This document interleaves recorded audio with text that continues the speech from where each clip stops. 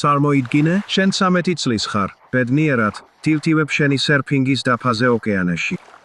მზე თბილად გეფერება განზე, როცა ტალღები ნაზად აქანავებს შენს დაფას ზევით და ქვევით.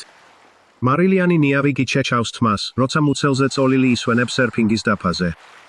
წყალი გიცივებს ხელებს, როცა ტალღებში ხელებით მიიბით მიიცურები.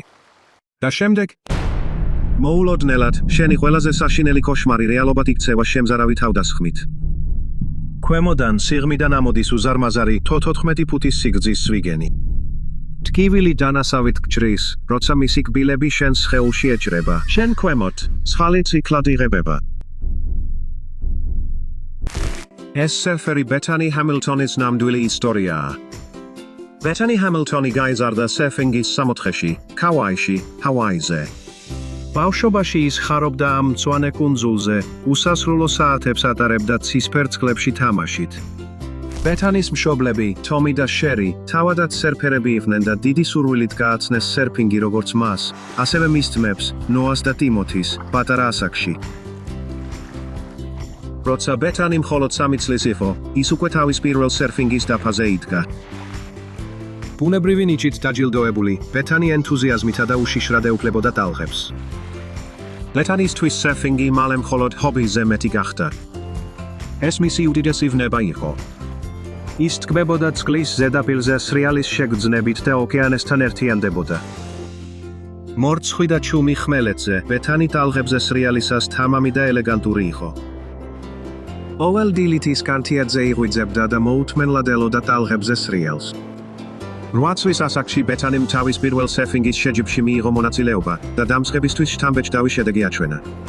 შეჯიბრებისგან მიღებული აღტაცებით, მისი სწრაფო განვითარებისა და გაუმჯობესებისკენ სწრაფად გაიზარდა. 10 წლის ასაკში მან თავისი პირველი სპონსორობა, დილი, მოიპოვა და ვარსკვლავობისკენ მიმავალ გზაზე დადგა. ძმებისა და მშობლების გვერდით, ბეთანი უამრავ საათს ატარებდა ვარჯიშში, რათა ტექნიკური უნარები დაეხვეცა. მისი ნიჭი თავდადებითა და შრომით იზრდებოდა. სერფინგმა ბეთანის მთელი სამყარო მოიცვა და ის მთლიანად ჩაერთო ამ საქმეში. შერი მოგვიანებით აღნიშნა, რომ მისმა ქალიშვილმა უფრო მეტი დრო გაატარა სერფინგის დაფაზე ვიდრე ხმელეთზე. ბეთანი ხშირად პირველი იყო, ვინც დილით წყალში შედიოდა და ბოლო, ვინც დღის ბოლოს წყალს ტოვებდა.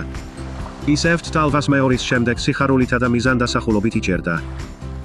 მხოლოდ 13 წლოვან ასაკში, ბეთანი ჰამილტონი უკვე ჰავაის ერთ-ერთ საუკეთესო ახალგაზრდა სერფერად ითვლებოდა. ცოტანი თუ იყვნენ, ვინც ტალღის შიგნით მის მოქნილობასა და ელეგანტურობას გაუტოლდებოდა. მიუხედავად იმისა, რომ ტრაგედია ახლოს იყო, მისი ადრეული წლები, რომლებიც ოკეანეზე ნიჭის განვითარებაში გაატარა, საფუძველი გახდა იმ მამაც დაბრუნებისთვის, რომელიც მომავალში ელოდა. 2003 წლის 31 ოქტომბერს, ბეთანი თავის საუკეთესო მეგობარ ალანასთან და ალანას ოჯახთან ერთად ტანელს ბიჩზე, კაუაიზე, სერფინგისთვის გავიდა. 13 წლის ბეთანი კარგ ხასიათზე იყო და ვერ წარმოედგინა, რომ ქვემოთ უზარმაზარი ვეფხვის ზვიგენი იმალებოდა. ვეფხვის ზვიგენი, რომელიც აგრესიით არის ცნობილი გაღიზიანების შემთხვევაში, ჩვეულებრივ 10 ფუტზე მეც იზრდება და 1000 ფუნტზე მეც იწონის. მის პირში ბასრი, საფარსივით კბილებია, რომლებიც ძვალსაც კი საშინელი სიმარტივით ჯრის. როდესაც ბეთანი ტავინგის დაფაზე იწვა და მარცხენა ხელი წყალში ჩამოშებული ჰქონდა, ზვიგენი დაესხა. მოულოდნელად, ზვიგენის ხვები მის ხელს, ხრის ქვემოთ, ჩააფრინდა და მძაფრად დაიწყო ქნევა. ბეთანიმ ტკივილისგან დაიყვირა, როცა ზვიგენი მის ხორცსა და ძვალს გლეჯდა. სისხლმა წყალი წითლად შეღება, როცა მძვინვარე ზვიგენმა ბეთანი წყლის ქვეშ ჩაათრია. ძლივს მოახერხა თავის დაღწევა და ზედაპირზე ამოვიდა, შოკისგან თითქმის გათიშული. 14 ფუტის სიგრძის ზვიგენმა მას მთელი მარცხენა ხელი, იღლიის ჩათვით მოაჯამა. ალანას მამამ სწრაფად იმოქმედა, სერფინგის დაფის თოკით ჯგუთი გააკეთა, რომ სისხლდენა შეეჩერებინა. ბეთანიამ უკვე სისხლის 60%-ზე მეტი დაკარგა, როცა ნაპირზე დააბრუნეს. ის საავადმყოფოში გადაყვანისას გონებას კარგავდა და ისე ვიბრუნებდა. ექიმები სასწრაფოდ ცდილობდნენ მისი ამპუტირებული კიდურიდან სისხლდენის შეჩერებას. ბეთანი ოპერაციის შემდეგ იტარებდა, მისი მშობლები კი ლოცულობდნენ, რომ როგორმე გადარჩენილიყო. პროგნოზი მძიმე ჩანდა. სოთას თუ შეეძლო ასეთი კატასტროფული ტრავმის შემდეგ გამოჯამრთელების წარმოდგენა. მაგრამ ბეთანი სიცოცხლეს ეჭიდებოდა, ამჟავნებდა თავის შეუპოვარ სიმტკიცეს, მიუხედავად იმისა, რომ ჯერ კიდევ მოზარდი იყო. საავადმყოფოში გათარებული ერთი თვის და რამდენიმე კვირის რეაბილიტაციის შემდეგ, ბეთანი საოცრად დაბრუნდა სახლში. მიუხედავად იმისა, რომ ფიზიკური და ემოციური იარები ღრმა იყო, მისი ნება უცვლელი დარჩა. ხელის დაკარგვის შემდეგ კვირებში, ბეთანი ახალ რეალობასთან შეგუება უჭირდა. ფანტომური ტკივილი აწუხებდა მას, რადგან დაკარგულ ხელში ნერვები კვლავ აქტიურობდა. დეპრესიაში და ტრაუმირებული, ის ებრძოდა გაუგებარს, როგორ ეცხოვრე მხოლოდ ერთი ხელით. მარტივი საქმეებიც კი, როგორიცაა ჩაცმა და თმის დავარცხნა, ახლა სირთულეს წარმოადგენდა. უცნობების შემბრალემზე რაც ძალიან სცენდა. მხოლოდ 13 წლის ასაკში ბეთანი იძულებული გახდა სწრაფად გაზრდილიყო და თავისი შეზღუდულობისთვის შეგუებოდა. მიუხედავად იმისა, რომ მამაცად იქცეოდა, ღამით ცრემლები ხშირად თავისით მოდიოდა. ზვიგენის თავდასხმის სურათები მის სიზმრებს არ ასვენებდა. ის ხშირად იღვიძებდა სუნთქვა შეკრული, ოფრუში გაწურული. ბეთანი ძლიერ ეკვრდნობოდა თავის რწმენას ამ ბნელ აღდგენის პერიოდში. მისი ერთგული მშობლები მის გვერდით იყვნენ, მოთმინებით ეხმარებოდნენ ყველაფერში, რაც სჭირდებოდა. ბეთანი ძალას იღებდა თავისი ოჯახის სიყვარულისა და მხარდაჭერისგან. ის იყო მტკიცედ განწყობილი, რომ კვლავ დაებრუნებინა მოძრაობის უნარი და დამოუკიდებლობა. კვირების გასვლასთან ერთად, ბეთანის თვალებში ისევ გაჩნდა ცეცხლი. იმის ნაცვლად, რომ დაკარგულზე დაეცხო წუხილი, მან ყურადღება გაამახვილა იმაზე, რაც ჯერ კიდევ ჰქონდა: სიცოცხლე, ჯანმრთელობა და სერფინგისადმი სიყვარული. მიუხედავად იმისა, რომ ოკეანემ თითქმის მოკლა, ბეთანისთვის მისი ხმა ისევ ისეთივე ძლიერი იყო, როგორც ადრე. მაშასე, თავდასხმიდან მხოლოდ 26 დღის შემდეგ, ბეთანი ფრთხილად დაბრუნდა ტალღებში, ხელი პლასტიკში ჰქონდა გახვეული. მარილიანმა წყალმა მისი მოშუშებული ჭრილობა აუწვა, მაგრამ ბეთანიმ მაინც არ დანებდა. იმ მომენტში, როცა ცალი ხელით ტალღაზე სრიალებდა, ბეთანიმ დაამტკიცა, რომ კვლავ შეეძლო თავისი ოცნებებისკენ სვლა. სიმგრძელი გზა ელოდა, მაგრამ ახლა ბეთანი იმედს ხედავდა და არა სირთულეს. მან თანდათანობით დაიბრუნა რითმული ბალანსის შეგრძნება და დაუღალავად ვარჯიშობდა, რომ თავისი სერფინგის ტექნიკა მოერგებინა. ზღვამისთვის თავშესაფრად დარჩა ყველაფრის მიუხედავად. ყველა წინააღმდეგობის მიუხედავად, მხოლოდ 2 წლის შემდეგ, რაც ხელი დაკარგა, ბეთანი ჰამილტონმა მოყვარულ სერფინგში უმაღლეს მწვერვალს მიაღწია და ეროვნული ტიტული მოიპოვა. მისმა გამძლეობამ და მკაცრმა ვარჯიშებმა შედეგი გამოიღო, რადგან მან 2005 წლის ეროვნული სასკოლო სერფინგის ასოციაციის ჩემპიონატზე საუკეთესო ახალგაზრდა სერფერები დაამარცხა.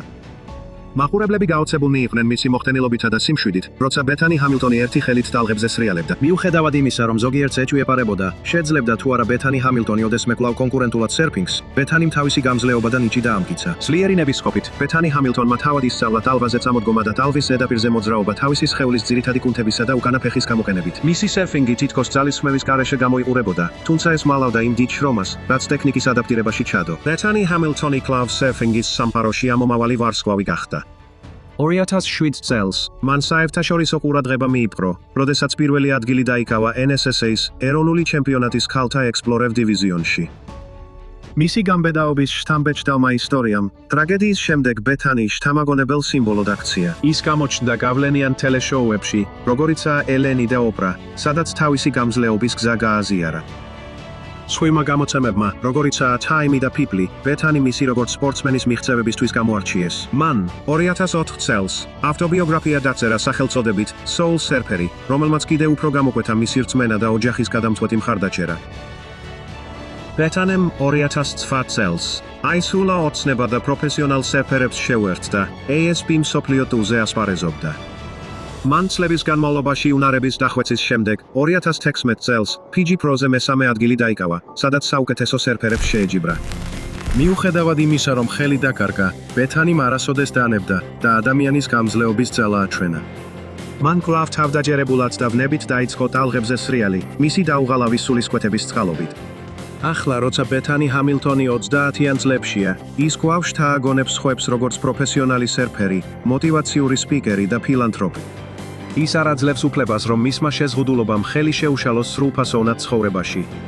მიუხედავად იმისა, რომ ბეთანი ჰამილტონს შეეძლო კომფორტულად დაესვენა თავისი ისტორიისგან მიღებული დიდებითა და სიმდიდრით, ის კვლავ ერთგულია თავისი სპორტის. ის აგრძელებს მსოფლიოს საუკეთესო ქალი სერფერებთან შეჯიბრებას და წინსვლას.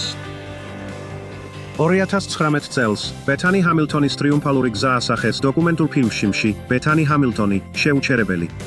რამდენიმე წლის განმავლობაში გადაღებული ფილმი ასახავს მის კარიერულ წინსვლას, ასევე ქორწინებასა და დედობას. როგორც მოტივაციური სპიკერი, ბეთანი თავის გამძლეობის ისტორიას სხვადასხვა აუდიტორიას უზიარებს. ის იმედოვნებს, რომ სხვებს, ვინც სირთულეებს ან ტრაუმას აწყდებიან, ძალისა და მნიშვნელობის პოვნაში დაეხმარება. ბეთანი ასევე იყენებს თავის პლატფორმას ოკეანის კონსერვაციის პოპულარიზაციისა და ახალგაზრდა ქალის სერფერების მხარდასაჭერად პარტნიორობებისა და არაკომერციული ორგანიზაციების მეშვეობით. მან 2007 წელს დააარსა საქველმოქმედო ორგანიზაცია ბეთანის მეგობრები, რათა დაეხმაროს ზვიგენის თავდასხმის გადარჩენილებს. წლების განმავლობაში მრავალი წიგნის გამოცემით ბეთანიმ ასევე აღწერა თავისი რწმენა, სპორტული კარიერა და სერფინგის ადმივნება. უახლესი წიგნები, როგორიცაა შეუჩერებელი, სავსეა ცხოვრებისეულ გაკვეთილებითა და სიბრძნით, რომელიც მან შეიძინა. ფლეს ბეთანი სერფინგობს, ზრდის თავის 3 შვილს და ჰავაიში სახლიდან მართავს საგანმანათლებლო პროგრამებს. ოკეანე მის თავშესაფრად რჩება, ადგილად, სადაც ყველაზე თავისუფლად გრძნობს თავს. ეხლა სერფინგის საზოგადოებაში ლეგენდად ითვლება, ბეთანის სიმამაცე და სული კვლავ შთააგონებს მომავალი თაობის სპორტსმენებს. მიუხედავად იმისა, რომ ხელი დაკარგა, ბრძოლა არასდროს დაუკარგავს. დამტკიცებაა იმისა, რომ საზღვრები მხოლოდ ისაა, რასაც თავად დაიჯერებ. ფიქრობ, რომ ისევ ისერფავ. მე მგონია ვიცი.